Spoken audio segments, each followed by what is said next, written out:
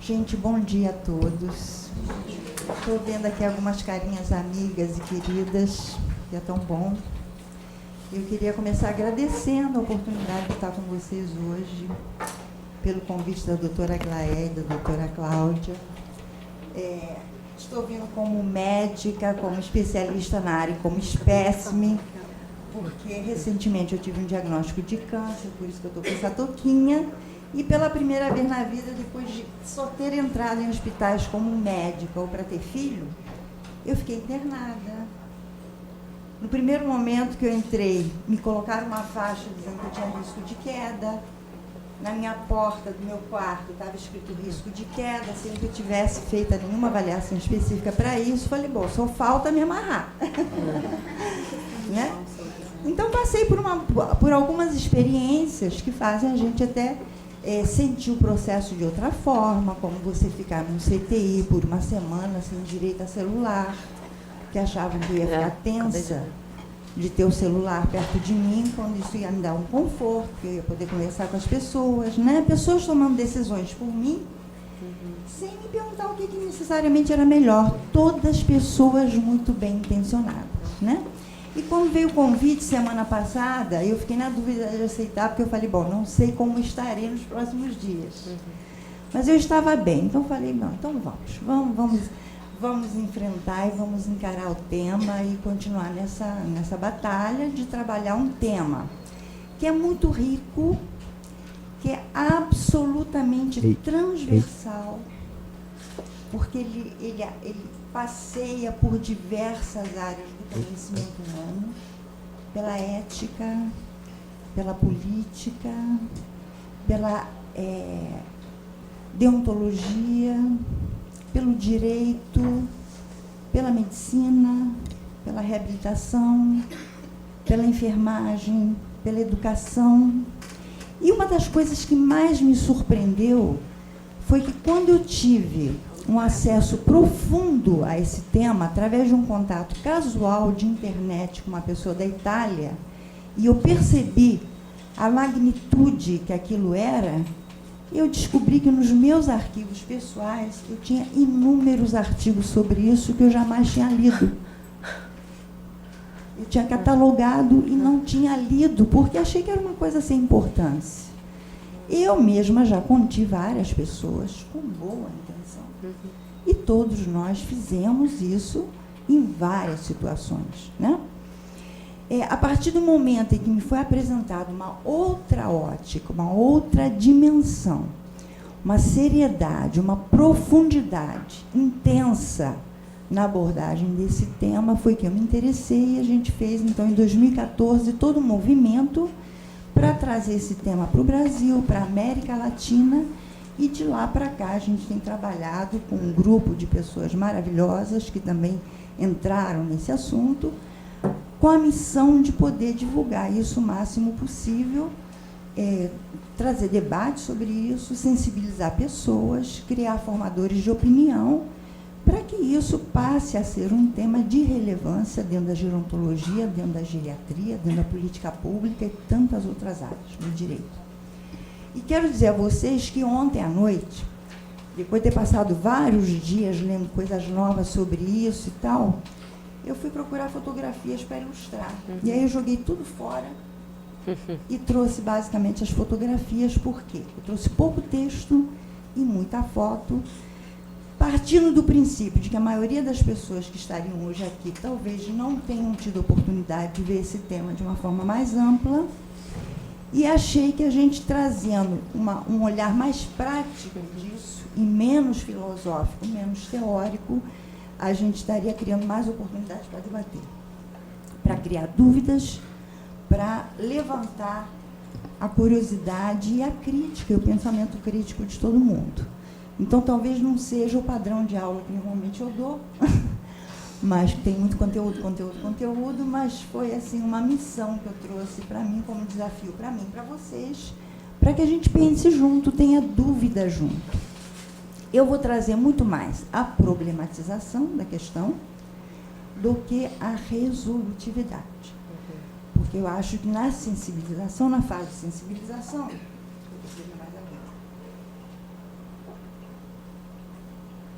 o importante é se despertar. Da mesma forma que aconteceu comigo, um despertar, e que tem acontecido com várias outras pessoas, eu acho mais importante a gente trazer isso para depois, num segundo momento, começar a falar de que maneira a gente aborda, de que maneira a gente pode atuar. Tá? Então, eu queria que alguém controlasse o tempo e tentasse reservar uns 20 minutos ou meia hora para o debate, né? Então, me avisa. Não, pode ficar tranquila. Você tem 1 hora aí para passear. Se dava apagava, tem como apagar aqui, Fernanda, por favor? Só para visualizar melhor as fotos? Então, vejam bem. Vamos começar falando um pouquinho de um filósofo. Tem várias pessoas que falam de liberdade. Tem vários conceitos para a liberdade. Um aspecto dificílimo da gente conceituar. Eu acho que talvez as pessoas do judiciário possam ser mais incisivas em relação a isso, né? São palavras difíceis que às vezes a gente só compreende elas pelo seu aspecto contrafático, igual saúde. Você só consegue conceituar o que é saúde a partir do momento em que você vivencia um estado de não saúde. Esse é o conceito daqueles grandes temas que a gente só consegue percebê-los a partir do seu contrário. Então, a gente precisa perder uma coisa para entender o que aquela coisa é. Esse é o caso da liberdade. Esse é o caso da dignidade. Outra palavra dificílima de conceituar. Livros e mais livros só para definir o que é dignidade humana, dignidade da pessoa humana, né? Então, trazemos aqui Epícoro, que nos diz o seguinte: se queres a verdadeira liberdade, deves fazer-te servo da filosofia. Então, pensar com profundidade nos porquês dos fenômenos. Qual o sentido dos fenômenos? O que aquele fenômeno está nos dizendo?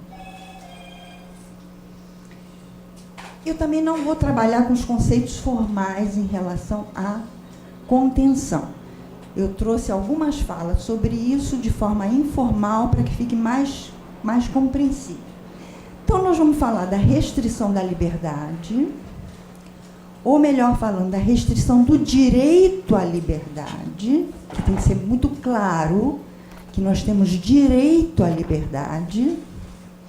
Inclusive, na Itália, quando se discute o tema da contenção, eu tive oportunidade de falar com pessoas assim, muito importantes da área do judiciário, que se dedicam a esse tema de maneira profunda e que disseram o seguinte: não precisa de lei nenhuma em relação a isso.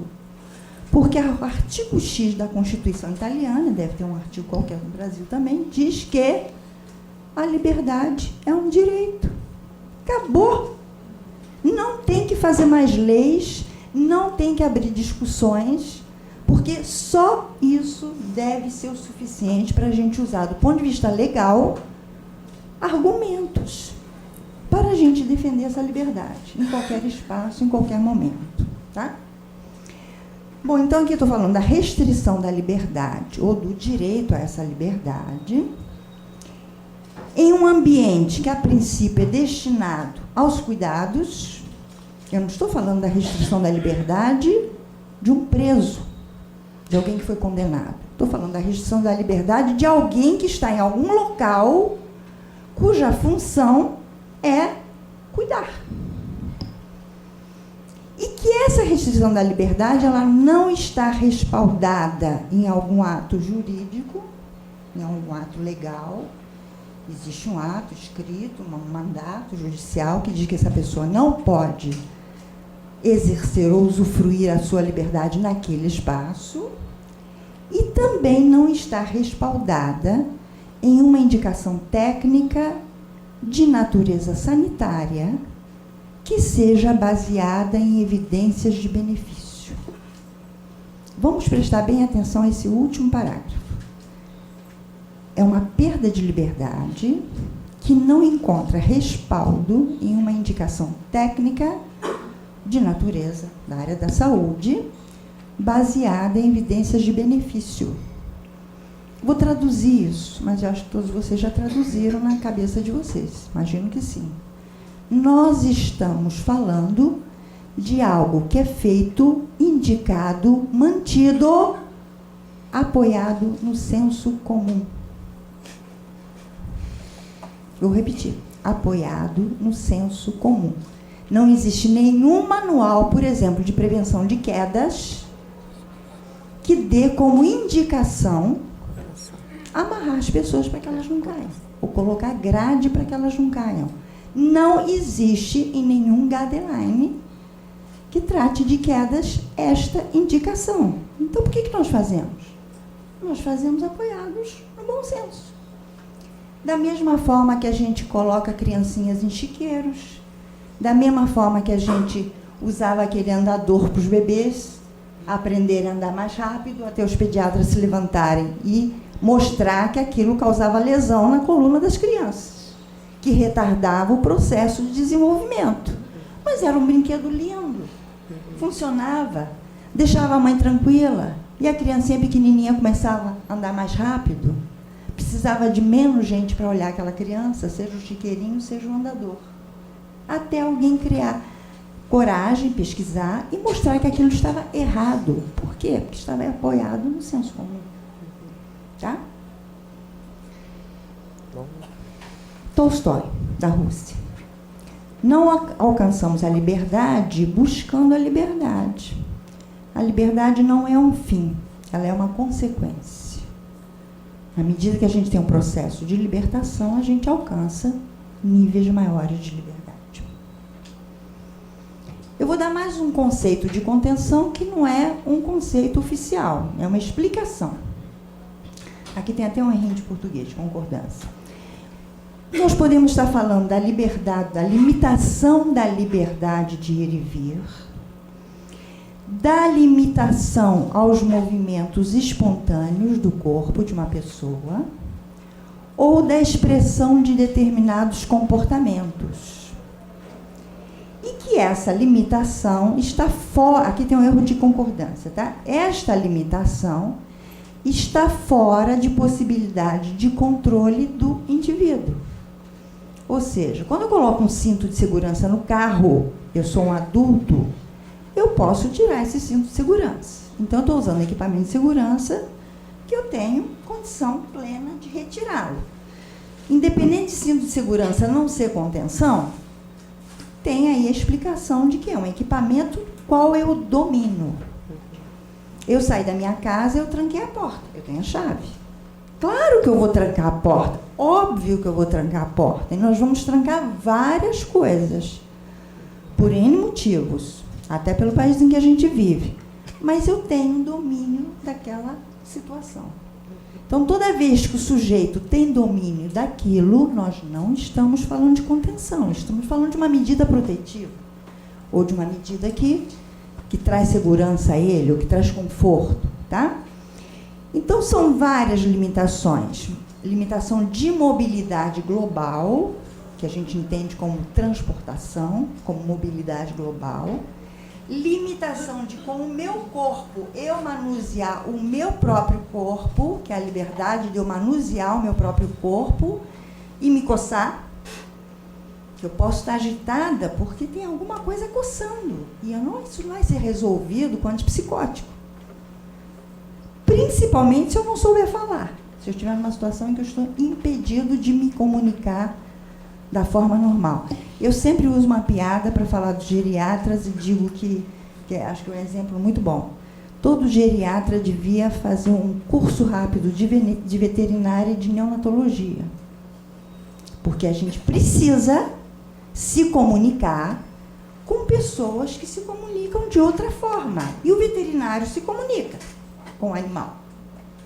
Da mesma forma como o neonatologista ou a mãe se comunica com um ser que está numa fase pré-verbal da sua linguagem. Ela predomina linguagem corporal, certo? Tá? Bom, então nós entendemos mais ou menos o que é, e aí, para quem ainda não está habituado a esse tema, nós teríamos, grosseiramente falando, 4 subdivisões dessa contenção. Física, quando eu, com a minha mão, eu impeço que o corpo do outro faça o movimento, e essa é uma contenção muito interessante. Por quê?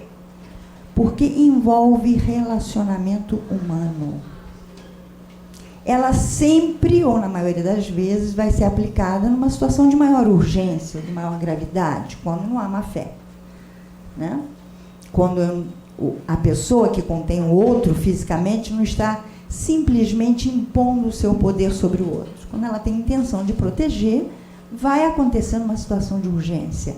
Então, eu tenho olho no olho, corpo no corpo, cheiro no cheiro. Eu tenho uma relação humana acontecendo. Então, ela é muito particular. Tá? Eu tenho a contenção mecânica quando a gente vai usar dispositivos, objetos, para limitar a mobilidade. Aqui está a figura de uma pessoa amarrada numa cadeira. Essa figura não é tão simbólica assim, porque ela acontece de fato, né? Mas sempre envolve um objeto. Qual é o perigo disso? O perigo disso é que eu transfiro para este objeto uma responsabilidade que seria uma responsabilidade humana. Se eu não tenho um objeto e eu vou fazer só contenção física, eu não vou sair de perto da pessoa, até a pessoa se acalmar ou até o perigo passar. Mas se eu tenho um objeto, eu coloco o objeto e vou tomar café, vou falar no celular, vou brincar no Facebook, vou responder aos amigos no WhatsApp. Então, eu transfiro para o objeto uma responsabilidade que, a princípio, seria uma responsabilidade humana. Porque se a intenção é proteger de alguma coisa, é porque estamos falando de alguém vulnerável, que precisa de um cuidado a mais. Tá? Temos a contenção ambiental, que é a limitação a um determinado espaço. Claro que eu não vou chamar de contenção ambiental se dentro do hospital, dentro do domicílio ou dentro de uma ILPI, eu não permito que a pessoa entre no local onde se guarda explosivos, gás. Isso é proteção. Mas eu vou chamar de contenção ambiental quando há uma limitação muito intensa da possibilidade da pessoa mudar de espaço se desejar. E isso a gente vê muito, por exemplo, em ambiente domiciliar. A pessoa está trancada entre 4 paredes, porque é mais cômodo para todo mundo. Né? Mas a gente vê isso em ILPI, a gente vê isso no hospital, tanto que nós temos as síndromes de confinamento que acontecem nas pessoas que ficam muito tempo em UTI, né? E, finalmente, temos a contenção farmacológica, e aí eu quero chamar muita atenção de vocês.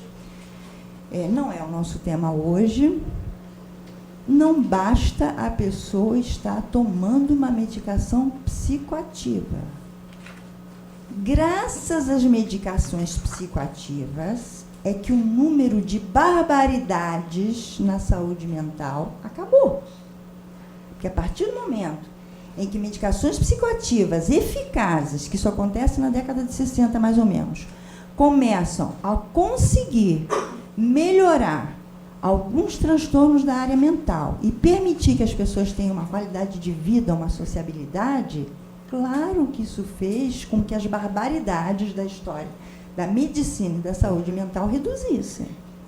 Então, o fato de alguém estar tomando uma medicação com efeito psicoativo não quer dizer, a princípio, que ela esteja sendo contida. Ela pode estar sendo muito bem tratada. E eu falo isso porque, às vezes, a gente vai fazer uma pesquisa, isso eu já vi em pesquisas internacionais, não só no Brasil, onde se copia o nome dos remédios que a pessoa está tomando, em um grupo de 500 pessoas. E se chega à conclusão de que as pessoas estão contidas farmacologicamente. Pera lá. Calma. Vamos conversar sobre isso. É caso a caso. Toda situação a gente tem que avaliar caso a caso. Então, a gente tem que tomar muito cuidado com pesquisas que têm natureza transversal e que usam N muito grande quando tratam desse assunto, porque a chance da gente não estar vendo o detalhe, o processo, estar interpretando dados friamente e chegar a um resultado equivocado é muito grande. Por isso que a gente tem uma grande discrepância em dados que avaliam prevalência e incidência de contenção. Porque dependendo do método de pesquisa, o resultado é absolutamente diferente. Absolutamente diferente. Em função de como você vai valorizar aquele dado que está sendo avaliado. Tá? Bom, eu vou trabalhar muito mais na linha da contenção enquanto uma má prática assistencial. Por quê? Porque dentro da prática assistencial, no espaço de cuidado, ela não respeita, vamos ser mais suaves, ela não respeita o direito primordial à liberdade. Ou ela fere o direito básico à liberdade. Da mesma forma que a gente tem essa visão mais leve, mais abrangente sobre a contenção, nós podemos evoluir para situações mais dramáticas, onde a contenção é crime. Por quê? Porque ela representa abuso, maus tratos, exercício inadequado de poder. Então, a transição entre uma situação de má prática, que pode ser uma boa intenção, que dê um resultado ruim, por N motivos, que a gente vai falar um pouquinho, para a situação criminosa, ela às vezes é sutil, mas na maioria das vezes é muito grande. E ela tem a ver, basicamente, com a intencionalidade. Qual era a intenção da pessoa que praticou aquilo? Era uma boa intenção? Sim, mas de boa, como é que tem aquela frase? De boa intenção, morreu o inferno, burro, o inferno está cheio. O inferno está cheio? Sim, que você pode estar bem intencionado, mas através daquela decisão que você tomou, cheia das boas intenções, ocasionar uma lesão grave. Então, o resultado não foi bom. Isso pode até evoluir para uma questão criminal, dependendo do resultado que a gente venha a ter. Então, eu vou me ater mais à questão... que bom. Então, eu vou me atentar mais a esta questão aqui, porque quando a gente entra nessa área, nós já estamos na área dos maus tratos, do abuso e tal, da violência, né? Doutora Eliana, sim. Que chegou um membro do Fórum de Biodireito, Bioética e Ontologia, desembargador Ivone Caetano, por gentileza, aqui na mesa. Ela a gente não pode deixar esperando de jeito nenhum, né?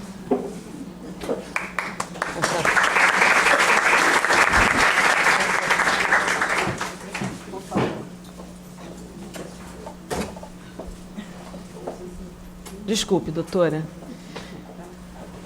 Nós temos algumas mulheres fortes nesse fórum e a gente tem que trazê-las para a mesa. Com certeza. Obrigada pela presença e pelo apoio. Então, gente, dessas áreas todas que eu apresentei de maneira muito genérica, eu vou tentar trabalhar mais com a contenção mecânica. Tem vários motivos para trabalhar com isso. E o principal motivo é que essa é a única visível. A gente vê. Todo mundo pode diagnosticar, todo mundo pode evidenciar, enquanto que a farmacológica não. A física não, pode acontecer entre quatro paredes, num momento mais esquentado da relação, ou num momento que haja uma indicação. E a farmacológica é de altíssima complexidade. Muitas vezes a gente vai precisar de uma avaliação muito aprofundada para entender se aquilo é um processo de contenção ou um processo terapêutico. Há 3 territórios de cuidado onde isso pode vir a acontecer, e nesses 3 territórios de cuidado os níveis de complexidade são completamente diferentes. E eu quero deixar bem claro que, particularmente, eu considero os 2 inferiores os mais complexos. A gente tem um hospital que é de alta complexidade tecnológica, de alta complexidade biomédica, mas o território de instituições de longa permanência e todas as suas variantes. E o território do domicílio, e eu quero chamar bastante a atenção de que domicílio é território de vida privada. Então, até a nossa entrada nesse domicílio é uma invasão de privacidade, muitas vezes uma invasão da liberdade das pessoas, do seu modo de ser, do seu modo de entender a vida, né? E quem trabalha em domicílio sabe o como é complexo você fazer acompanhamento em paciente domiciliar, né? Até porque a gente não é o dono do território. O dono do território é outro, né? Então, nós teríamos 3 espaços e eu vou começar pela cereja do bolo. Eu usei a metáfora do bolo para a gente começar do mais bonito para o mais básico. Vou começar pela cereja, falando das unidades assistenciais de excelência. O que acontece nesses locais? E começamos falando de um estudo multicêntrico. Olha, a gente tem algumas coisas em inglês, mas eu vou explicar tudo, tá?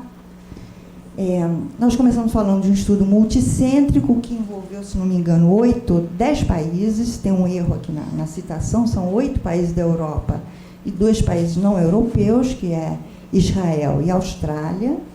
Imagine fazer um estudo multicêntrico em unidades de terapia intensiva sobre contenção. Nós estamos falando de um estudo muito poderoso, muito difícil de ser feito, né? Esse estudo foi publicado em 2010, existe a publicação por escrito, e aqui eu quero pedir uma desculpa porque eu coloquei a seta no local errado. Eu peguei só algumas coisas importantes desse estudo. Quais foram os motivos para que a contenção fosse utilizada em unidades de terapia intensiva de países interessantes da Europa, de Israel e da Austrália? Prevenção de quedas, como sempre, motivo alegado. Prevenção de retirada de dispositivos biomédicos. Comportamento de risco. Isso aqui é um território muito delicado. E olhem que coisa linda, motivo não claro.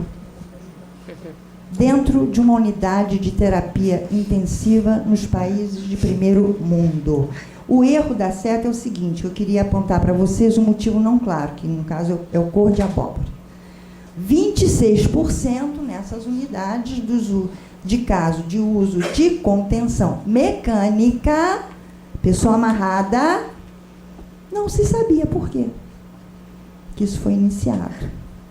Vamos ver a coisa mais perigosa, que seria retirada de um tubo, por exemplo, de um tubo de traqueostomia. 2% das pessoas que foram amarradas para não tirar tubo de traqueostomia tinham história de ter tirado. Então, se amarrou para não tirar de novo. Mas 27% nunca tinham tirado. Baseado em quê? Que você chegou à conclusão de que amarrar vai assegurar a traqueostomia. Existem estudos mais recentes que mostram que os contidos arrancam mais do que os não contidos. Então, aqui estamos falando de centros de excelência. Eu quase não vou trazer literatura brasileira, tá? E quais seriam os efeitos deletérios dessa contenção, que normalmente não aparecem em estatísticas? Dobra o tempo de internação dos pacientes. Pacientes contidos têm o dobro de tempo de internação. Pacientes contidos têm mortalidade maior. Precisamos de resultados mais consistentes para dizer que estamos falando de um problema, de um quadro epidemiológico com consequências sérias, sobre as quais as pessoas não falam. Porque quando você vai buscar os estudos em ambiente hospitalar ou em unidade de terapia intensiva, ou de pós-operatório, de recuperação pós-anestésica, pouquíssimos, até porque são muito difíceis de serem realizados. Inclusive porque quando você entra no hospital dizendo que seu estudo é esse, a direção ninguém quer fazer, ninguém quer autorizar que seja feito. Nós temos aqui pessoas que provavelmente estão passando por isso. Tem uma ali balançando a cabecinha lá em Petrópolis, né? Não é Petrópolis? Isso aí. Então, quer dizer que na unidade de terapia intensiva utilizam dispositivos e procedimentos que não são legalmente permitidos em presidiários? Porque nenhum presidiário pode ser amarrado, certo? Quem trabalha com direitos humanos aí? Quem trabalha com direito de presidiário? Pela lei, não, né? Não pode. Até para você algemar alguém, tem que ter autorização, não tem? Algum tipo de autorização? Na rua, prendi alguém, tem que algemar. Não é assim, não. Esquece que nós estamos no Rio de Janeiro. Esquece que estamos falando de um universo virtual, tá? Um jogo de videogame. Então, se isso não é permitido dentro de um presídio, como é que é amplamente utilizado dentro de uma unidade de terapia intensiva? dentro de um hospital, dentro de uma instituição de longa permanência. Vamos esquecer do resto. Vou perguntar de novo. Quer dizer que dentro de uma unidade de terapia intensiva são feitas coisas que são proibidas em presídios? E não estou falando do Brasil. Não estou falando de Moçambique. Estou falando de Austrália, de França e de alguns países nórdicos, inclusive. Quer dizer que nas unidades de terapia intensiva se usam dispositivos e procedimentos que geram riscos adicionais ao paciente e que esses riscos não aparecem nas estatísticas? Mortalidade associada a isso não aparece na estatística, a não ser que tenha um pesquisador muito inoportuno pesquisando isso. Tem risco de queda dentro da UTI? Por que estão lavando o chão? Como é possível num local onde todo é monitorado, quantas vezes a pessoa respira, quantas vezes evacua, quantas vezes conversa, quantas vezes se mexe, você dizer que alguém tem risco de queda? Num ambiente onde você tem monitorização total, todo informatizado. Que história é essa? Onde é que está o risco? Na pessoa? Ou na falta de consideração desses quesitos? Dentro daquilo que você coloca como protocolo a ser monitorado dentro de um hospital. Então, você parte de um pressuposto qualquer de que fulano tem risco de queda, ou então você aplica um protocolo que seja específico e aí toma uma atitude em relação a isso. Desde que seja aprovado que conter reduz o risco de queda. Espera lá, porque dentro de CTI a gente tem que usar protocolo. No mínimo. Tem risco de retirada de dispositivos biomédicos. Muito bom. Quer dizer que o dispositivo biomédico, depois que ele é colocado numa pessoa, a responsabilidade com a segurança do dispositivo é do usuário. O fabricante não se preocupa com isso? Porque uma sonda vesical, ela tem um balão que se enche para minimamente dificultar a retirada. Uma traqueostomia tem alguma coisa para minimamente. E uma sonda nasentérica tem o quê? Nada. E um scalp, uma punção venosa superficial, tem o quê? Esparadrapo. E a responsabilidade é transferida para o usuário. O fabricante não desenvolve, a não ser que tenha, eu não conheço, gente. Pode ser que nesse congresso maravilhoso, que às vezes eu vou de enfermagem, tem 1000 equipamentos, 1000 coisas, já tem. Eu nunca vi nada que seja dispositivo para a pessoa não arrancar uma veia periférica. A responsabilidade do paciente ou do seu acompanhante, porque também ninguém vai ficar 24 horas olhando se a pessoa vai tirar. E bebezinho tira? Não, bebezinho não tira porque fica amarrado, tá?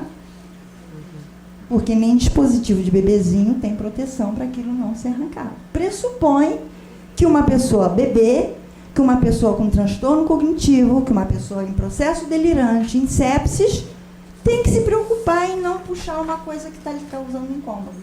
A responsabilidade é dela. Então, eu vou conter, porque a responsabilidade é dela, não é minha. E tem também a questão do comportamento de risco, área delicadíssima, gente. Vamos pegar aquela frase famosa, de perto ninguém é normal. Vamos pegar as manifestações de linguagem não verbal que as pessoas utilizam para manifestar sofrimento e que eu posso estar representando um fecaloma por agitação. E Rivotril não vai resolver isso. Haloperidol não vai resolver isso. Porque se eu não palpar o abdômen da pessoa e perceber que ela está com fecaloma, eu não vou resolver o problema dela. Aquilo está incomodando, aquilo está mandando estímulos cerebrais e o desconforto está sendo interpretado, expressado através da agitação.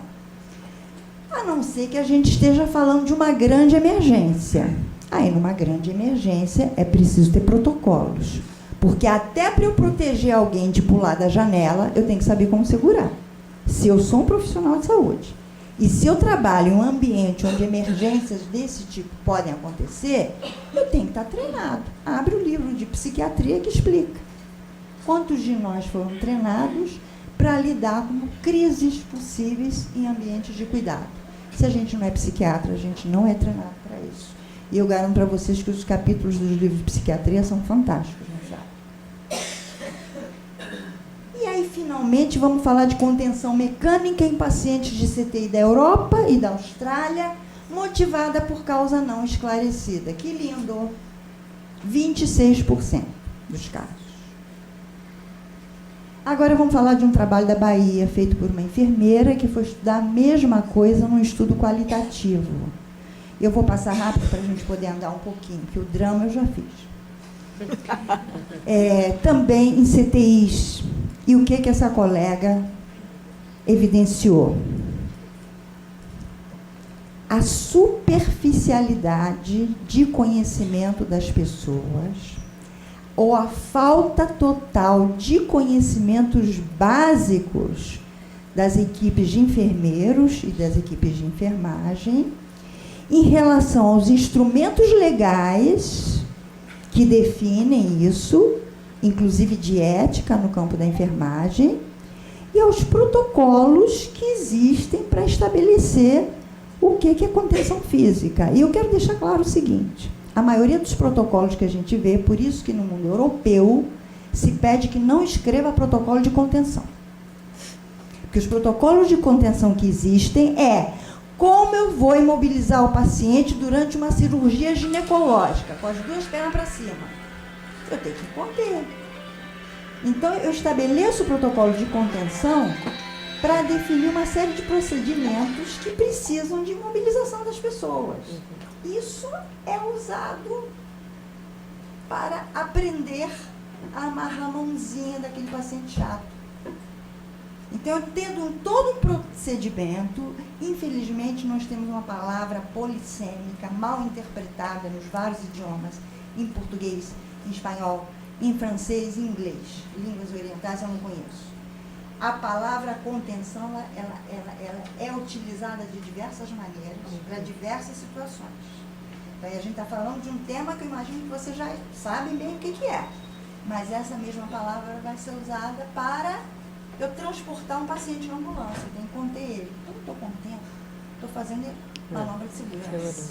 Não é contenção, certo? Mas a palavra vai ser a mesma. Então, os manuais que existem e que ensinam algumas coisas, muitas vezes estão ensinando isso. Agora vamos para um trabalho da USP, do Hospital Universitário, que mostra que em unidade de terapia intensiva de hospital universitário, da maior ou melhor, talvez, universidade pública do Brasil, o uso de contenção é associado a desenvolvimento de delírio nos pacientes. Ah, que legal, é fator de risco? Não conseguiram provar se é fator de risco, porque não havia anotações no prontuário sobre a contenção. Quem faz a contenção? Quem decide? Quem aplica? Quem resolve a hora de tirar? Nada disso vai para o prontuário. E geralmente é a pessoa de menor qualificação que toma essa decisão. Raras exceções, situações de grandes emergências, situações mais dramáticas. Então, perdeu-se o estudo porque não tinha anotações. Agora eu vou dar um minutinho para vocês olharem para essa foto com bastante atenção e tentar interpretar essa foto. Não sei se dá para enxergar com detalhe. Dá? Dá para perceber o que está acontecendo? As pernas, né? É uma corrente de metal nas pernas. Nas pernas. Estamos em que ambiente? CTI. Estamos no CTI. Será que é um hospital Psiquiátrico. de presidiário? Será que é isso? Não sei. Não sei. É foto da internet. Vamos olhar aqui mais. Olha bem. Se a pessoa está agitada? Aparentemente não. Pode até estar em coma, né? Quantas bombinhas de controle tem do lado dela? Quem consegue contar? Mais 6, né? É. Certo? Por que ele não está com grade? Tá doida, tá doida. Parece ter uma abaixada de um lado só, a outra está totalmente abaixada. Por quê? Por que não está precisando? Por que alguém não estaria precisando de grade numa situação dessa? Porque não está se mexendo. Bingo. Óbvio. Se a pessoa é imóvel, está comatosa em coma profundo, ter grade ou não ter grade dá uma satisfação a mim. Mas se ela não tem movimento voluntário, a chance dela ter algum episódio, bom. Então vamos lá, as coisas que eu questionei. Nível aparente de baixa consciência, ou está dormindo, ou está drogado, ou está em coma. Membros em total de situação passividade, inclusive hipotônicos. Ele tem um pé pronado, pé esquerdo pronado. Então ele já deve estar hipotônico há muito tempo, a não ser que ele esteja numa sequela, certo? Eu tenho uma traqueia de ventilação mecânica, então não estou falando de alguém que esteja realmente tão acordadinho assim, pelo que parece. Inúmeros dispositivos de monitoramento. Não está sendo utilizada a grade de leito. E parece ter, eu acho que eu não coloquei ali, mas... não, é um outro que tem. Colchão pneumático, eu fiquei na dúvida. E tem algemas de metal nas duas pernas. Para ele evitar o quê? Concorrer com o Neymar? Que uma pessoa dessa vai chutar o quê? Hã? Ah, sim, pode ser uma fisioterapia para sarcopenia, para ele levantar peso, tá certo. Isso. Eu poderia dar um atestado. Gente, olha só, essa é foto da internet que eu fui selecionada. Claro que a gente nem sei qual é o serviço e, obviamente, que a gente está fazendo um recorte, né? Então, a gente usa isso como material de trabalho, mas, obviamente, aí pode ter 500 circunstâncias, a crítica não é o serviço. Mas eu quero falar o seguinte, eu posso dar um atestado de incompetência para esse serviço e para essa equipe assistencial? Eu daria. Eu daria. Se coubesse a mim, poder dar isso, eu daria. Total incompetência numa situação dessa. Aí vamos para o glacê do bolo. Já falamos da cereja, que são as unidades de excelência, terapia intensiva, todos os protocolos, pessoas hipertreinadas, etc. E tal. Controle de qualidade, controle de infecção. Vamos falar de serviços hospitalares em geral. E aí eu vou passar rápido algumas fotografias que vocês todos, quem for da área de saúde já deve ter visto isso muitas vezes, né? Essa aqui é uma maca de transporte, pelo que está escrito aqui. Né? A pessoa está contida, embora esteja com grade. Ele deve ser um lutador de boxe, né? Lesões causadas por fricção numa pessoa contida que está colocando a mãozinha para fora da grade. O homem está dormindo, está amarrado por pelo menos 3 pontos, tudo amassado na cama. Provavelmente ninguém passa lá bastante tempo. Aqui essa senhora dormindo numa posição em que o leito dela está com inclinação grande, né? Sem grade. Se está sem grade, ninguém achou que ela tem risco de queda. Porque se ela está com o leito em pé e não tem grade levantada, é porque todo mundo acha que ela não vai cair. Não tem movimento, ou seja lá o que for, né? E está amarrado. E aí as consequências que a gente vê. Isso é lesão? Isso é iatrogenia? É. Agora vejamos esse aqui. Parece estar com monitorização cardíaca, a não ser que esteja rodando um eletro agora. Ele tem uma sonda nasoentérica. Pelo tipo de leito, ele está em colchão pneumático. Ele tem uma evidência de desnutrição importante. É uma pessoa jovem, pode ser uma pessoa com uma doença terminal, uma doença neurodegenerativa, enfim. Não sabemos o que é, não estou vendo nenhuma marca de cirurgia aqui. Essa pessoa está amarrada em 4 pontos. Então, ela não consegue fazer nenhum tipo de movimento, se tiver sentido incomodado. E se ela está em colchão pneumático, é que provavelmente tem alto risco de lesão. Úlcera de pressão. E se eu tenho um pouquinho de movimento, quando o bumbum dói, o que eu faço? Vira. Eu viro, mas se eu estiver amarrado, eu não viro. E essa imagem é muito triste, a imagem foi borrada, né? Uma senhora de cabelo branco. Para ela chegar a esse estágio aqui, já gritou muito, provavelmente, ou não, né? Já fez muitas tentativas e ela teve a sorte de fazer uma queda por essa fresta, porque o que a gente sabe de literatura é que quando a pessoa está contida por grade, ela pula. Então, eu tenho uma queda com aceleração, com projeção. Em vez de eu ter uma queda onde a pessoa cai como saco de batata, onde a única efeito de gravidade é o próprio peso, eu tenho uma queda com aceleração do movimento. Então, os traumas que eu tenho são muito mais graves. Porque se a pessoa quiser sair, ela vai sair com grade ou sem grade. Vocês já viram isso acontecer, certo? E aí vamos ver algumas situações de encarceramento por grade hospitalar. Nós temos aqui a Tereza, que acabou de estudar isso, defendeu brilhantemente. Eu não pude assistir há uns 15 dias atrás, uma semana, né? No Miguel Couto, que é uma enfermeira de lá, trabalha com segurança. Cadê a Tereza? Levanta a mão aí. Levanta aí a mão, Tereza. Palmas para ela, que é um trabalho bonito. Trabalho sobre grades, né? No Hospital de Urgência, um grande hospital do Rio de Janeiro. E aqui eu vou passar rápido esse texto, dizendo que leito, grade, paciente formam uma tríade. Eu não posso ter pacote Gente, a pessoa de grade, leito e paciente. É a relação dessas três coisas que vai dizer que tipo de leito, que tipo de colchão, por quanto tempo, que tipo de grade, ou sem grade, ou de um lado, ou dos dois lados. Então, eu não posso ter um hospital onde todas as camas são iguais, porque as necessidades das pessoas são diferentes. Aliás, costumam ser as camas mais caras. E as que a gente precisa são as mais baratas, muitas vezes, tá?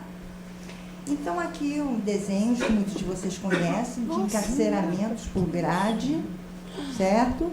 Obviamente, para isso acontecer, leva algum tempinho, certo? Então, isso significa que estamos falando de pessoas que não estão sendo monitorizadas. E aqui uma combinação de grade com cinturão abdominal. Eu tenho fotos de pessoas, assim, muitas, mas não dá para passar tudo. Agora vejamos essa cena aqui interessante. São 11 pontos de apoio. 11 pontos de apoio. Eu fiquei tentando imaginar em que situação isso está indicado. Não sei, deve ter alguma indicação, eu não conheço. E surgem as perguntas. Por que essa pessoa foi contida dessa forma? Quem autorizou? Porque, se em princípio tem que ter autorização da pessoa ou do responsável por escrito. Espero que não tenha sido um juiz, né? Não, acredito que não. Foi prescrito por quem? Demora para chegar que as na mesa do pessoas juiz. usam essas coisas sem estar prescrito por alguém? Por um profissional de saúde qualquer? E por quanto tempo é isso? Onde está escrito por quanto tempo é isso? Foi na saída do plantão próximo. Sabe por quanto tempo? Que hora que eu tenho que tirar? Como é monitorado? E qual é a base de sustentação técnico-científica desse protocolo que está sendo usado? Outra foto, mesmas perguntas. Uma pessoa numa situação de emergência, recebendo uma medicação venosa e uma gravatada, com 2 profissionais vestidos de branco, que devem ser profissionais de saúde, eu imagino que seja um espaço de saúde, né? Não deve ser na casa, não sei, né? Mas a resolução foi uma gravatada e uma injeção, certo? Pode ser uma grande emergência, mas porque quem autorizou, quem prescreveu, por quanto tempo esse remédio vai agir, como é monitorado e qual é a base de sustentação. E, finalmente, as nossas emergências hospitalares. Isso aqui não são fotos do Brasil, gente. Mas todos nós vemos isso todo dia se a gente transitar nas emergências. E a pergunta é, estamos em guerra? Porque isso é foto de guerra. Isso não é foto de um serviço de saúde. Então, para a gente justificar, se a gente estivesse em Moçambique, numa grande catástrofe, se a gente estivesse em guerra, num terremoto, está justificado. Fora isso, a princípio, não está justificado. Eu não sei se isso aqui é culposo ou doloso. Aí pode olhar. Agora vamos para o país da cultura da segurança do paciente. O país que mais fala de segurança do paciente, até porque, se alguma coisa acontece com o paciente, existe um processo médico bilionário. Nos Estados Unidos e em vários países do mundo. Essa indústria do processo contra o médico, contra o profissional de saúde, contra a instituição, contra o hospital, ela faz com que a cultura de segurança vire uma indústria de segurança. Nós saímos da cultura de segurança para cair na indústria da segurança, onde tudo, inclusive eu, recebi 2 atributos de risco de queda. Estando lúcida, orientada, com um monte de acompanhante, e com nenhum relato de nada, de coisa nenhuma, sem ninguém perguntar nada. Pela idade, né? Mas é porque o hospital, para se qualificar, tem alguns critérios. Eu imagino que o meu critério de 62 estava dentro dos critérios. Tá? Então, aqui é uma revisão nacional sobre um ano, o ano de 2011, de pessoas que morreram, vou repetir, morreram por causas associadas direta ou indiretamente ao uso da contenção. 61 casos. 61 óbitos em todas as faixas etárias.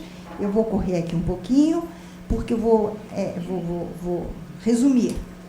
1/3 dos casos não atendia aos preceitos mínimos legais para uso de contenção. Mínimos legais. Na maioria dos casos, não foi usada nenhuma opção alternativa antes de se decidir pela contenção. E havia muita gente que tinha, inclusive, no prontuário escrito que as opções para aquela pessoa eram aquilo. Liberar que a família esteja do lado, fazer não sei o quê, trocar de quarto, enfim. N opções, né? Na maioria dos casos de morte foram usadas... Gente, eu posso disponibilizar a aula, não precisa fotografar. Se a Gled... Que bom, a gente isso aí disponibiliza tá assim. liberado, tá? Na maioria dos óbitos foram usados formas e equipamentos não seguros ou inadequados de contenção. Eu estou falando de onde? Estados Unidos. Estados Unidos, que foi o país que fez a primeira lei sobre contenção no mundo, em 1987, quando faz uma coisa semelhante ao Estatuto do Idoso nosso, quando faz o ato de defesa das pessoas idosas nos Estados Unidos, após uma série de denúncias das barbaridades que aconteciam com os idosos em LPIs, etc. Há um movimento civil que resulta nisso. Então, estou falando do primeiro país que faz lei proibindo contenção em pessoas idosas. Tá? Bom, então agora falamos de CTIs, falamos de hospital de primeiro mundo, vamos para a massa do bolo, para o bolo comum, para o bolo de fubá. As LPIs, os domicílios, os lugares obscuros de atendimento das pessoas crônicas em situação de alta dependência. E que vai incluir instituições de idosos, instituições para pessoas com transtorno de saúde mental, para pessoas, crianças que já são adultos ou não, com transtorno de desenvolvimento, pessoas com condições crônicas altamente incapacitantes e os cuidados de longo prazo em ambiente domiciliar. E aí eu vou passar só as fotografias para não precisar nem discutir isso aqui. Vocês vão ver que pelo tipo de roupa que tem na cama, estamos falando de ambiente não hospitalar, então nós só podemos estar num desses territórios, tá? Essas são as cenas com materiais improvisados, com possibilidade aqui de garroteamento e necrose, porque isso aqui está tracionado. Nossa. Certo? Isso aqui está totalmente tracionado, uma corda, não sei o que é. Meu Deus, eu estou chocada. Veja essa cena aqui que foi propagada na internet. Eu não sei se era uma propaganda ou se era uma denúncia. Eu tenho várias denúncias do Brasil, mas eu não trouxe. Porque são histórias longas e a gente teria que fazer uma análise mais profunda. Então, aqui é uma profissional de cuidado aplicando um líquido por sonda nasoentérica numa pessoa que está posturada totalmente errada, hipotônica, com hiperextensão de pescoço, que pode até ser confortável para ele nesse momento, mas totalmente mal posturada para você fazer uma alimentação ou minimamente para sentar. Essa pessoa está amarrada bilateralmente e eu tenho a impressão que tem um outro objeto aqui, um outro cinturão amarrando. Então, isso aqui eu estou alimentando uma pessoa em situação de dignidade e segurança. Vamos correr aqui. Aqui essa amarração dessa perna, a amarração com vários lençóis, mas aí como tem a fitinha do Senhor do Bonfim, nada vai acontecer, eu espero. Né? E aqui uma situação de degradação total daquilo que a gente possa chamar de dignidade humana. Gente, eu já li muitos livros sobre dignidade, mas mais uma vez vamos chegar ao conceito contrafático. Eu vejo isso e eu sei que isso é a não dignidade, que isso é a perda total de dignidade da pessoa humana, né? que nem sei nem contei quantas amarrações são. E aí vem o ato de coragem de alguém fotografar, a não ser que isso seja uma matéria jornalística, autorizada, né? Porque essa altura eu não sei de onde eu peguei a fonte. Aqui uma LPI com um jeitinho bonitinho, todo mundo assim, parece um ambiente mais bem cuidado, né? Todo mundo amarrado na cadeira com material improvisado. Aqui uma situação de conflito de interesse. Alguém colocou um cinturão abdominal para que a pessoa não caísse. Ela está sentada. Mas a pessoa queria pegar uma coisa no chão. Aí ela vai cair e vai virar a cadeira de roda junto. Certo? Principalmente se ela se projetar. Aqui não é uma queda. Aqui é o desejo de pegar alguma coisa no chão. Ela vai se projetar e vai virar a cadeira de roda junto. Tá? Até porque se eu quisesse realmente usar um cinto de segurança numa cadeira de roda, Não era assim. o padrão é o mesmo do carro. Assim. 3 pontas. Esse seria o padrão. Só que a gente não tem para vender no Brasil. A cadeira de roda que eu conheço. Aí tem que levar isso em consideração também. Bom, todas as vezes que a gente fala de contenção, nós estamos numa faixa nebulosa entre segurança e direitos humanos. Até que ponto eu estou oferecendo segurança, até que ponto eu estou violando. Eu não estou falando de direitos de 4ª, 5ª geração, vamos salvar o planeta. Eu estou falando de coisas básicas, essenciais.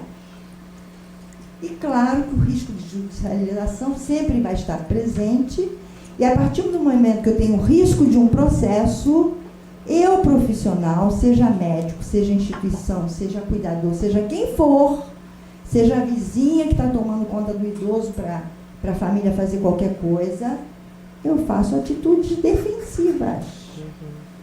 Então, minha proatividade é para tirar o meu da reta. Não tem outro termo para falar melhor isso, gente. A minha proatividade é para me proteger de uma acusação, muitas vezes. Bom, aí eu queria falar um pouquinho do conceito de cuidado apropriado. Eu trouxe esse cuidado da Itália, agora ele tem sido usado um pouco em idioma em inglês, que outra tradução seria adequabilidade do cuidado. É uma fórmula muito interessante para a gente entender o que é uma coisa legal quando a gente está tratando, quando a gente está cuidando, quando a gente está fazendo política pública. Tem que estar baseado em evidência científica. Não dá para não ter. Ou, se não for evidência científica, porque quando a gente fala científico, a gente fala muitas vezes, pensa no positivismo, né? Mas eu tenho outros tipos de ciência, outros tipos de conhecimento validados, que não são positivistas e que possam me dar informações relevantes que fundamentem a minha prática. Eu tenho que estar fazendo algo que culturalmente ou moralmente é aceito no ambiente social em questão. Vou dar um exemplo que eu acho que é o melhor que eu tenho sobre isso. Eu cientificamente descobri a melhor forma de tratar dor de cabeça. Guilhotina. Tem dúvida? Tem a melhor forma de tratamento. Trate definitivamente a sua dor. Guilhotina resolve. Mas é permitido moralmente? Não é permitido moralmente. Muito menos culturalmente. Então pode ser cientificamente interessante, comprovado, com PID não sei quanto, mas moralmente, culturalmente ele não está aprovado. Aquela sociedade quer pagar por esse tipo de intervenção, que nós estávamos falando antes. Eu tenho um medicamento caríssimo. A sociedade quer pagar por isso? Ou ela acha que tem que investir dinheiro em outra coisa? Eu tenho que estar falando de coisas que sejam viáveis e isso seja decidido por um coletivo de pessoas, não por um bando de pessoas. O que é viável para a nossa sociedade ou não. E, finalmente, eu tenho que estar respeitando o desejo e expectativa do paciente usuário, a centralidade da pessoa nesse processo. Quando eu atendo esses 4 ingredientes, eu estou fazendo um bolo maravilhoso. Primo não note, né? Isso aí é campo da Cláudia, campo da doutora Aglaé, não é o meu campo. Mas antes de tudo, antes de qualquer outra coisa, ética e moralmente, nós não podemos prejudicar o paciente com aquilo que a gente está fazendo. Esse é o primeiro preceito ético. Isso é hipocrático. antes de qualquer coisa, eu tenho que ter certeza que eu não estou prejudicando. Por que as pessoas são contidas? Olha que interessante essa história aqui. Senhora, nós estamos em anestésio. Acho que talvez ele seja o dentista. Então, por causa disso, a gente vai ter que te conter, porque senão a senhora não vai aguentar o procedimento. Vocês já viram isso? Ou coisa parecida? Eu vou te conter porque eu não tenho recurso suficiente para fazer a coisa da maneira certa. Eu posso conter as pessoas por punição. Eu te avisei, você não acreditou. Não pode ficar saindo por aí perturbando e beliscando as enfermeiras. Você não acreditou. Então eu vou te punir, porque eu sou o dono do poder. Por que as pessoas são contidas? Quando a gente vê pesquisas que trabalham com motivo, o que aparece nessas pesquisas é o óbvio, que todos nós agora já concluímos. É uma questão sempre multifatorial e, na maioria das vezes, é relacionada à infraestrutura, à cultura organizacional do serviço e aos tomadores de decisão. Depois eu vou falar que personagem é esse. Isso é muito mais frequente do que a contenção relacionada a uma questão intrínseca do paciente ou do usuário. Então, a gente tem muito mais questões aqui do que aqui. Por que as pessoas são contidas? Que seja relacionado ao indivíduo assistido. Ele tem risco de queda. Está provado em algum lugar que conter reduz o risco de queda? Não, ele vai atrofiar a musculatura toda. O dia que você dizer, vovô, levanta da cama, puf, certo? Vai acontecer naquele dia, porque atrofiou tudo. Faz proteção postural, faz tudo que tem direito. Né? Risco de retirar dispositivos biomédicos, essa é a questão mais complexa dentro disso tudo, né? E comportamentos desafiadores. Gente, olha que interessante isso. Eu não gosto de usar o termo transtornos comportamentais, manifestações comportamentais relacionadas à demência e mil outros que existem. Porque essa questão está em aberto. Nós temos profissionais da saúde mental, que hoje em dia, graças a Deus, a gente não fala mais de psiquiatria, a gente fala de saúde mental, que é uma visão inversa, né? Que não está qualificando o profissional, está qualificando a pessoa que tem um comportamento diferente. Nós temos uma linha da saúde mental que diz que nós temos direito de ser diferentes. Quem disse que ver passarinho azul é errado? Foi seu tio do WhatsApp?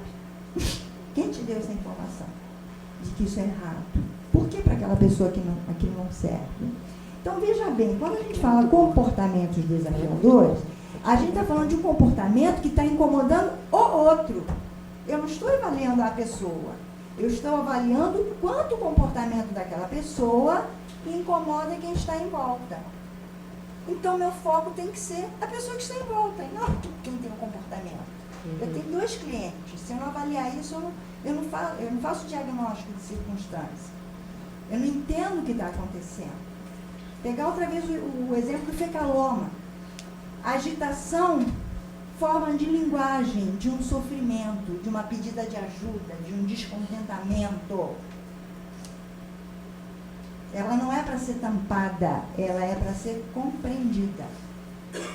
Porque eu tenho que fazer diagnóstico. Eu sou profissional de saúde ou sou um coelho lá dentro?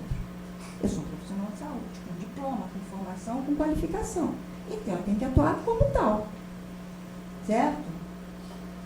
Não vamos nos sentir culpados. A gente não é preparado para isso. Esse discurso ainda não chegou nos grandes espaços de discussão. Como se comunicar com a pessoa que tem problemas de comunicação? Se eu for para a Rússia, eu vou conseguir me comunicar com os russos? Não. Isso é transtorno comportamental? Não. Eu não vou me comunicar com as pessoas. Então, eu tenho que entender que a linguagem é diferente e que eu preciso entrar nessa linguagem. Se sou eu o profissional, quem tem que me modificar sou eu, não é o paciente. É aqui que está o foco de modificação, não no paciente. Tá? Claro que você ter um delírio hipoativo, ficar babando, não incomoda ninguém. Então, nem diagnosticado vai ser como delírio.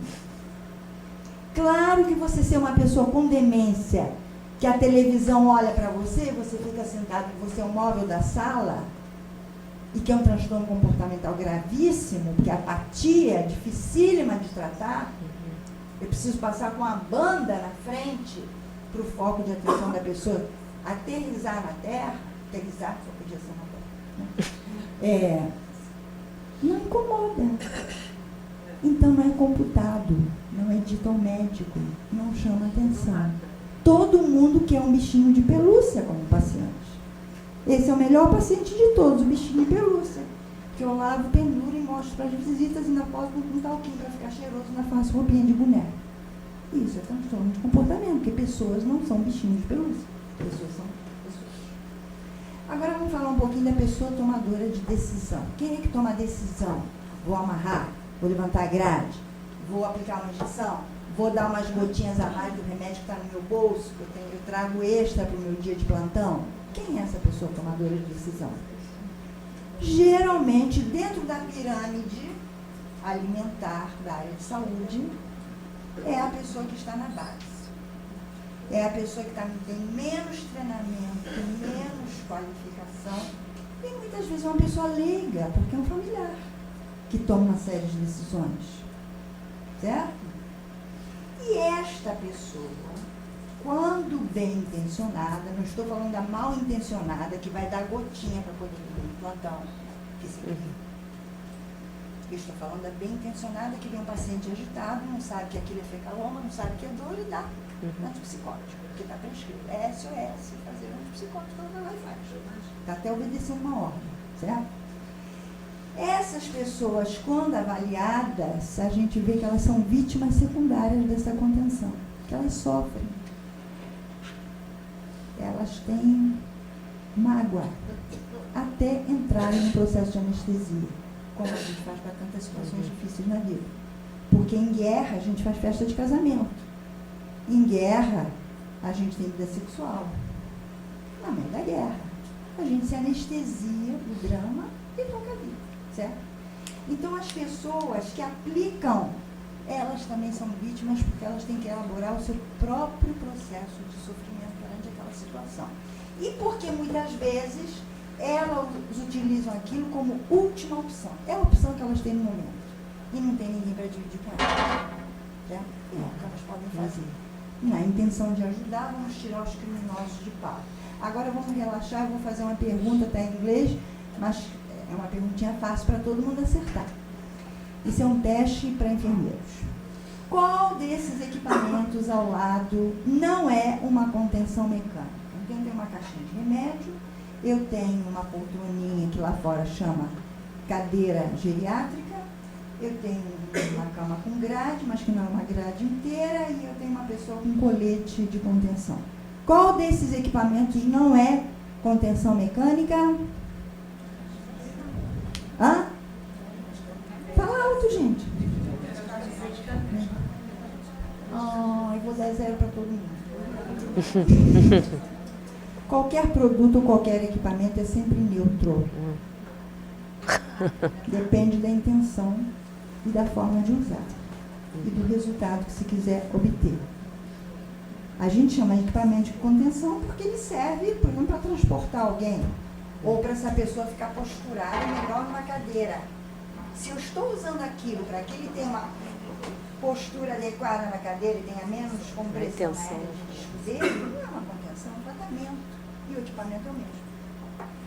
Certo?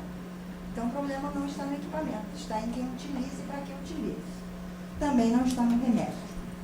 Então veja bem aqui uma possibilidade do equipamento. Aqui tem uma cadeira geriátrica, aqui tem uma mesinha que pode ser virada. Ela pode permitir a alimentação independente, com uma postura de tronco adequada e confortável. Beleza. Ela pode permitir leitura de um jornal numa situação de conforto.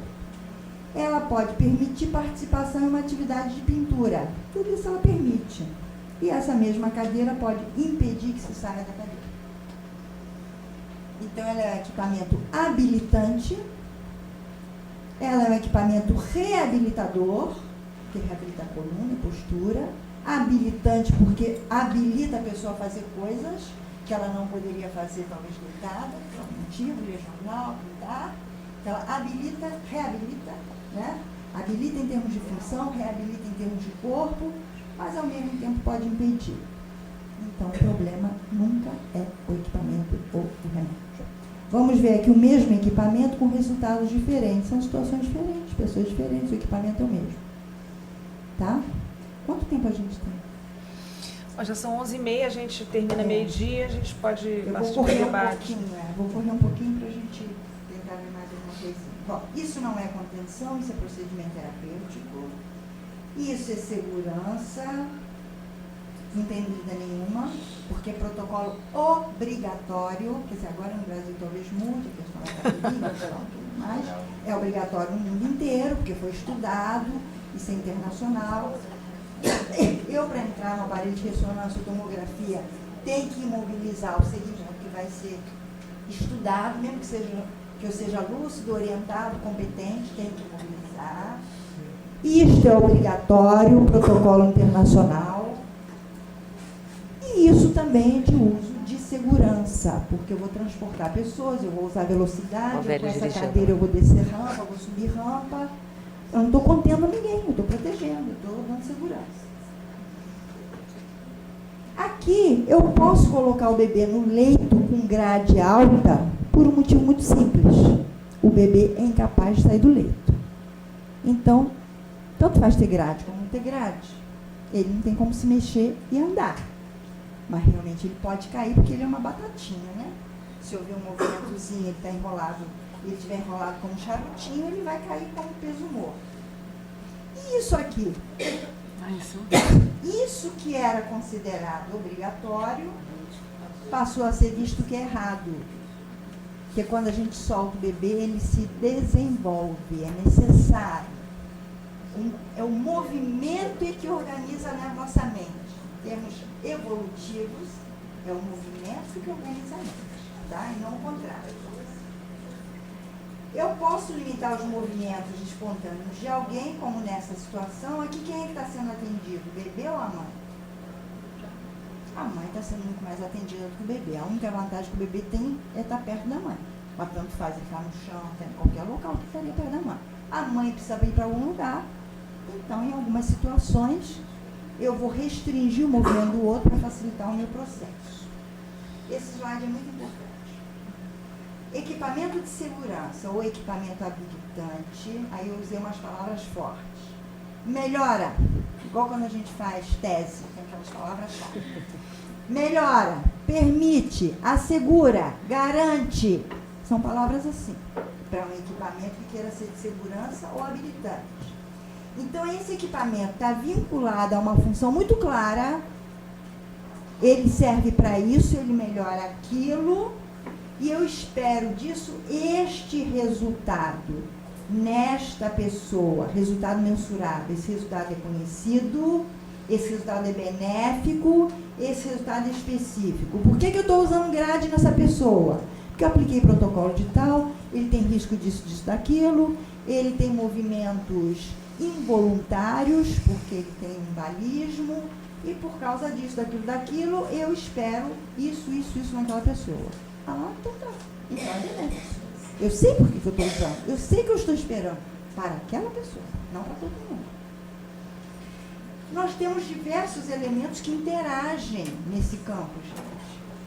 Dois personagens em duas circunstâncias. A pessoa idosa, a pessoa tomadora de decisão, o microambiente, que é o microespaço, são pessoas, processos, espaços, e o macroambiente, que envolve, inclusive, política pública, questões econômicas. Por que no plantão noturno eu tenho metade das pessoas que eu tenho no plantão diurno? As pessoas de noite ficam 50% doentes? Então, fora alguns cargos específicos, eu deveria ter quase que o mesmo número de pessoas à noite. Até porque plantão à noite não é para dormir, é para atender o paciente. Uma unidade de terapia intensiva. Então, não tem por que eu ter menos gente. Ah, de noite é menos. Não, de noite é menos não. É porque eu estou reduzindo custos. Basicamente é isso, porque o doente é tão doente quanto, certo? Eu queria passar algumas situações dramáticas, já vi que não vai dar para passar tudo. Essa é uma morte, é um estudo de medicina legal da Espanha. Não estou falando de 1956, que foi o ano que eu nasci, estou falando de 2012, muito recente, tem coisas mais recentes ainda. Nós estamos numa LPI e essa pessoa foi encontrada morta. Eu queria que vocês olhassem, nem vou explorar muito esse caso. Não tem trauma torácico, não tem asfixia por sufocamento, que é muito comum nesses acidentes. Eu tenho uma questão abdominal. Tem os móveis todos quebrados, com o jeito de que houve uma bagunça, uma luta, né? E eu queria que vocês pensassem, quem for da área da saúde, de medicina legal, quantas horas essa pessoa levou para morrer? Do que ela morreu? A não ser que ela tenha feito um trauma craniano, tenha tido morte súbita. Podemos pensar que tenha sido isso. Então, eu quero que vocês pensem quantas horas uma pessoa que tem um esmagamento abdominal leva para fazer ruptura de baço, fazer hemoperitônio, fazer choque hipovolêmico, fazer atelectasia de pulmão e por fim morrer. 4, 6, muitas horas. Eu estou falando de uma LPI vagabunda? Não, estou falando de uma LPI de Madrid, de qualidade, onde se pagou um dinheirão para usar este equipamento que é vendido como equipamento de segurança. Mas seria exatamente igual se estivesse amarrada com lençol. O risco é o mesmo. Exatamente igual. Aqui uma situação mais trágica ainda. Aqui foi uma denúncia de jornal, também na Espanha, recente, tá? E aí eu falo desses equipamentos de segurança que são absolutamente hipócritas, porque eles são vendidos, é propaganda enganosa, todo mundo está sempre sorrindo, amarrado, sorrindo, certo? Fazendo pose, ai que feliz, né? Você vê até o dente ciso dele, então o sorriso que ele está.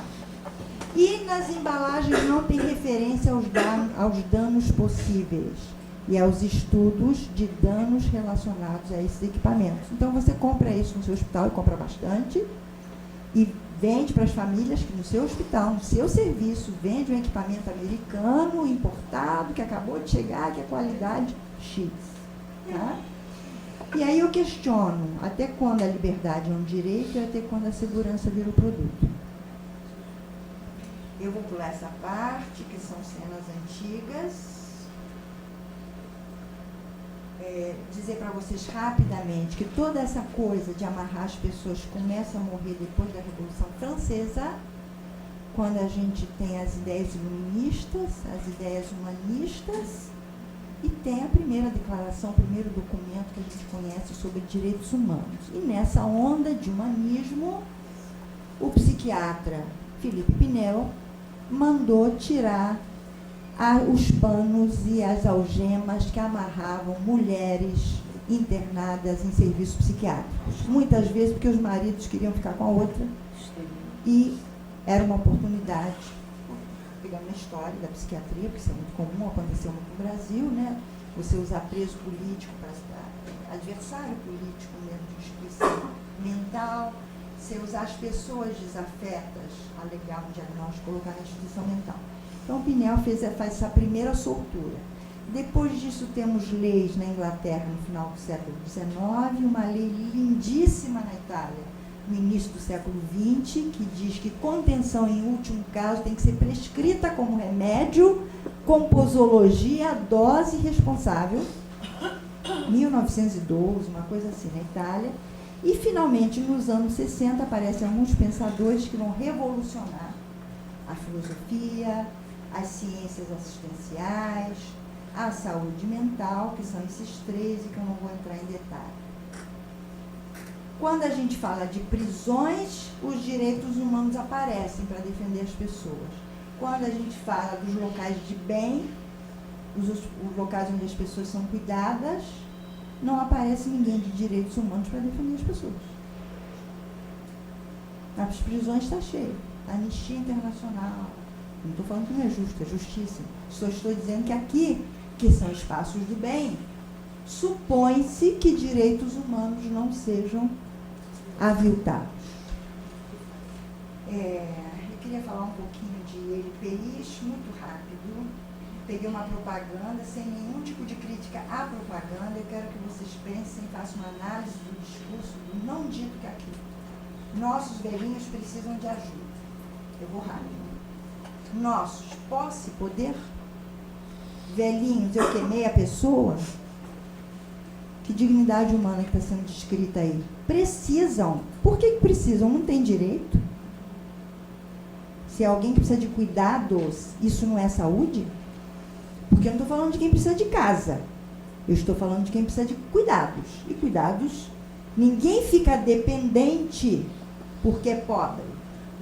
A gente só fica dependente porque tem alguma questão de saúde interferindo e que gera dependência, ou biológica, pelo menos, no nível de saúde. E por que elas precisam de ajuda? Estamos falando de uma crise humanitária. Então, aqui tem uma metalinguagem que, ao mesmo tempo que está falando de ajuda, ela está descrevendo esse cenário aqui. E que, mais ou menos, vai ter justificativa por uma série de questões de qualidade em relação à assistência em LPIs. Porque isso aqui é visto como necessidade, não como direito. Isso gera pontos estratégicos para a instalação do caos na qualidade assistencial. Diferente do hospital, que veio do positivismo, o asilo vem na sua origem da caridade, do cuidado leigo, do qualquer coisa é melhor do que nada. Aqui não, aqui tem ciência positivista, que é tudo bom de melhor, provado, com P de não sei quanto, estatisticamente, baseado em evidência. Aqui não precisa. Então, a história já começa diferente, né? Eu vou passar aqui. Vou passar, estamos finalizando, tá? Acho que 2 ou 3 minutos acaba.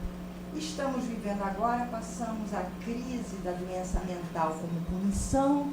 Nos anos 60 mudamos isso, e não foi só filósofo que mudou isso, foi a descoberta de novos medicamentos de ação psicoativa, que ajudou, porque só a filosofia não segura, só a lei não segura, é preciso ter resultado que interfira na qualidade de vida e na sociabilidade das pessoas de fato, e isso o medicamento, sem dúvida, conseguiu, sem desqualificar os tratamentos.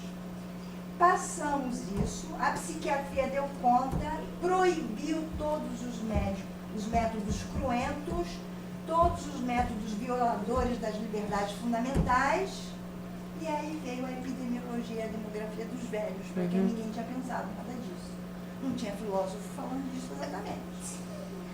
Mesmo os que falaram de instituições totais, falaram muito mais baseados em instituições de saúde mental, tá? As pessoas que escreveram sobre isso. Então, a revolução foi feita para outro coletivo. E agora nós estamos com um novo coletivo, sabendo que em LPIs, mais de 50% das pessoas são portadoras de demência. Uma das doenças mais incapacitantes que se conhece. Uma doença mais cara do que a AIDS. Ninguém fala disso. Como é que eu posso lidar com uma doença que é mais cara do que a AIDS? Trabalhando com voluntariado, com cuidado filantrópico, com pessoas de qualificação alimentar. Sem estar falando em investimento. Sem estar falando de parceria pública nesse quesito, tanto na parte domiciliar como na parte de LPI. Nós somos uma aberração, porque nós estamos no 5º século, quando as LPIs foram criadas por caridade, e agora a gente andou um pouquinho mais, saiu da fase da caridade para entrar numa fase, vamos dizer, mais profissionalizante, mais comercial, mais técnica, mas estamos muito longe, inclusive porque envolve questão de custos. E a partir do momento que esse custo vai ser resolvido pelo BPC ou pelos ganhos do próprio indivíduo, espera lá, malandro, eu estou falando de algo que é mais caro do que a AIDS. Posso entrar com uma ação judicial? Tem alguém do Ministério Público aqui? Estou fechando, gente. Você trabalha com que promotoria da saúde? Não, eu sou lá do CAU Idoso, né, doutora? Doutora Cristiane Social. Branquinho. Legal. Então, ele vai levar o recado Isso. lá para Cristiane Branquinho. Aqui tem uma frase belíssima do Freire, mas eu vou usar a frase dele para fazer 2 argumentos. Cultura de não contenção. Vamos nos libertar, passando a falar da cultura de não contenção, e não somente da segurança. Vamos falar dos direitos das pessoas. Vamos nos libertar, nós profissionais, do aprisionamento que o senso comum nos fez e da naturalização do uso da contenção. Isso implica em horizontalização das relações de cuidado, quebrar estruturas de poder, conhecimentos, democratização das questões de participação. Nenhum país conseguiu mudar isso com lei. Nenhum país conseguiu mudar isso treinando profissionais. Nenhum país conseguiu mudar isso fazendo EPIs caras ou CDs mais sofisticados. A gente só consegue mudar isso quando a gente tem uma massa crítica que envolve pacientes, familiares, profissionais, imprensa. O último a envolver, segundo a experiência lá fora, é o político. Que o político só vai para o jornal quando sabe que vai ter uma turma atrás dele. Tá? São dois argumentos. O principal argumento é tolerância zero para contenção. Aqui eu ia mostrar um manual que explica como fazer para transformar um serviço sem contenção, algumas orientações, uma experiência espanhola maravilhosa de uma instituição de pesquisa. Essa não é a experiência mais conhecida, mas é a mais fundamentada cientificamente, que também mostra um método que pode ser aprendido e aplicado para ILPIs. Esse é o método. E de onde emerge a nossa base conceitual e prática, eu não podia deixar de falar, que vem da Itália, vem de Franco Basaglia, que foi o psiquiatra que fez a psiquiatria democrática e que pela primeira vez traz para o ambiente da saúde a palavra liberdade. Porque até então liberdade era filosofia, era política, era ciência humana. E Basaglia traz a liberdade como ato terapêutico, porque a liberdade melhora as pessoas. A liberdade melhora o bebê que estava amarradinho. A liberdade melhora o velho que tem risco de cair e que se ficar preso na cama, aí que ele vai cair mesmo.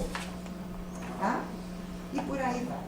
E nossa experiência vem da cidade de Trieste. Em função disso, montamos um grupo, do qual alguns representantes estão aqui. Trieste hoje é uma cidade italiana, hoje é a única cidade do mundo, com certeza, que tem esse título de cidade com contenção zero.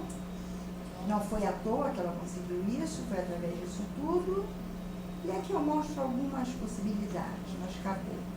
Esse é o nosso grupo, que está virando uma associação. E para fechar, uma figura linda, onde eu quero que vocês prestem atenção, no cachorrinho. Onde nós estamos? No ambiente hospitalar. Isso aí provavelmente não é casa, não parece ser casa, pelo tipo de parede. Esquece o velho, o idoso. Olha onde o cachorrinho está. Tem uma cadeira para o cachorrinho não sair dali. Mas se ele quiser, ele pode sair. E tem um colchãozinho, um travesseirinho, para ele também, se quiser dormir, ter um conforto e não se machucar. Então, toda a filosofia da contenção como equipamento de segurança, de conforto e de possibilidade está aí no cachorrinho. Tá bom, gente? É isso. Obrigada.